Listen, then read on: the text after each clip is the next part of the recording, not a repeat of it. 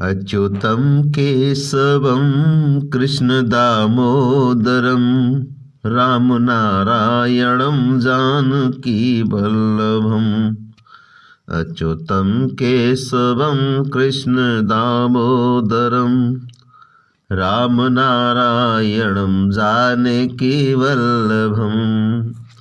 स्वागत है सभी भक्तों का आपके अपने YouTube channel Ramkrishna Shivam studio में। सभी दर्शक साथियों का अभिनंदन करता है और आशा करता हूं आप सभी स्वस्थ होंगे और भगवान से प्रार्थना करता हूं, माता भगवती लक्ष्मी से प्रार्थना करता हूं आपके घर में खुशियां बरस आती रहे और आप घर में सुख समृद्धि बढ़ती रहे, आपके घर में सुख समृद्धि बढ़ती रहे और धर्म की तरफ आगे बढ़ते रहें, आपकी मनोकामना पूर्ण होती रहे।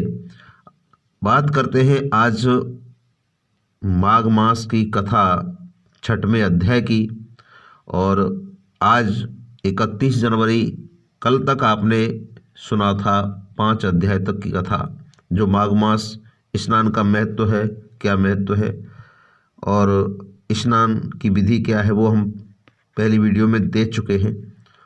तो यहाँ पे आपको पूरी जानकारी कथा से संबंधित ही बस सुनाएंगे, क्या अध्याय क्या कथा है इसकी।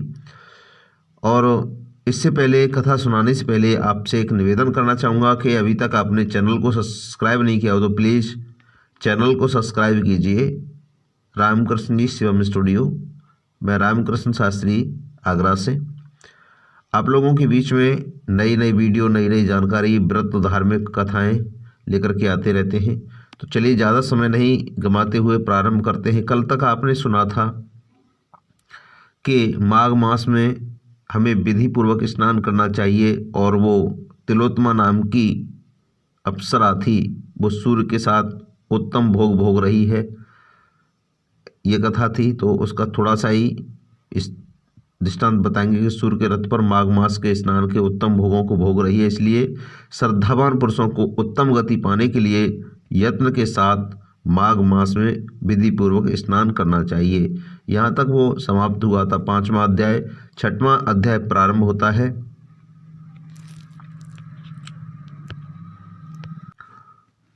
पूर्व समय में सतयुग में, यानी पूर्व समय में सतयुग में एक उत्तम निषेध नामक नगर था।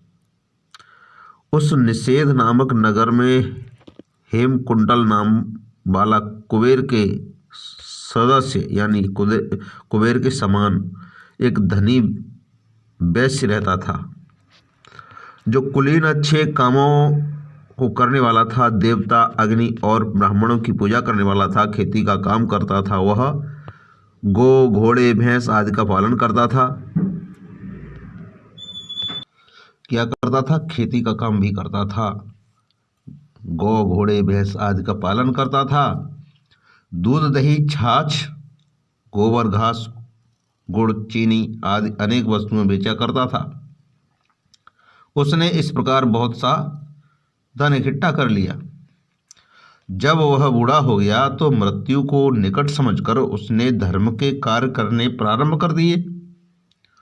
भगवान विष्णु का मंदिर बनवाया, कुआं बनवाया, तालाब बनवाया, बावड़ी बनवाई, आम, पीपल आदि के वृक्ष तथा सुंदर बाग बगीचे लगवाए।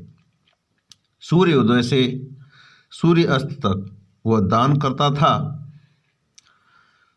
दान करते करते गांव के चारों तरफ जल की प्याऊ लगवाई। उसने सारे जन्म भर जितने पाप किए थे उनका प्रायश्चित किया करता था।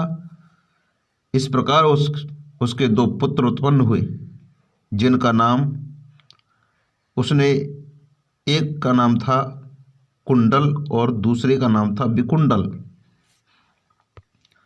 जब दोनों लड़के युवावस्था को प्राप्त हुए तो हेमकुंडल वैश्य गृहस्थी का सब कार्य सौंप कर भगवान की तपस्या के निमित्त वन में चला गया और वहां विष्णु की आराधना में शरीर को सुखाकर अंत में विष्णु लोक को प्राप्त हुआ।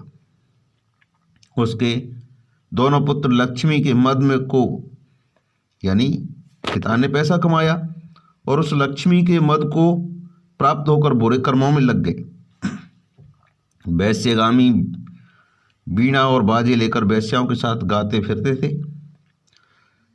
अच्छे सुंदर वस्त्र पहनकर सुगंधित तेल आदि लगाकर भाड़ और खुशामदियों से घिरे हुए हाथी की सवारी करते थे और सुंदर घरों में रहते थे। इस प्रकार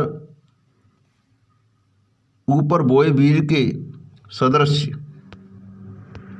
यानी पिता के अच्छे कर्मों से जो फल धन प्राप्त हुआ, उन्होंने वह धन बुरे कर्मों में नष्ट करते जा रहे थे और नष्ट करते रहे। कभी किसी सत्पात्र को दान आदि नहीं दिया करते थे, न कभी हवन देवता या ब्रह्मा जी की सेवा या भगवान विष्णु की पूजा या किसी की आराधना नहीं किया करते थे। इस प्रकार थोड़े ही दिनों में उनका सब द्रव्य सब धन नष्ट हो गया और वह दरिद्रता को प्राप्त होकर अत्यंत दुखी हो गए। भाई जन सेवक उपजीवी सब उनको छोड़कर चले गए और राजा के भय से नगर को छोड़कर चोर तथा डाकुओं के साथ वन में रहने लगे। अब जब वन में रहने लगे तो उन्होंने अपने तीक्ष्ण बाणों से वन में पक्षी, हिरण आदि पशु तथा हिंसक जीवों को मारकर खाने लगे।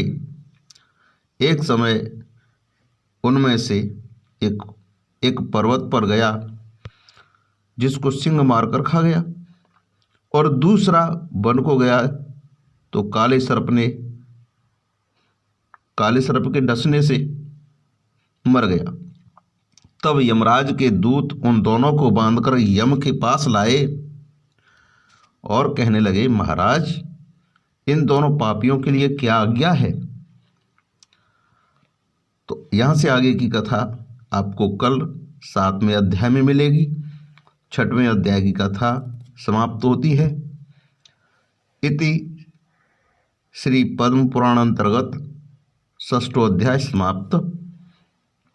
तो बने रहिए हमारे YouTube चैनल के साथ, आपको नई नई जानकारी, नई नई वीडियो मिलती रहेंगी।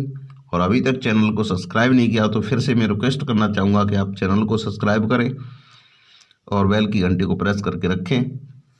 जय श्री राधे कृष्णा, जय श्री श्याम, जय हिंद, जय भारत, वंदे मातरम।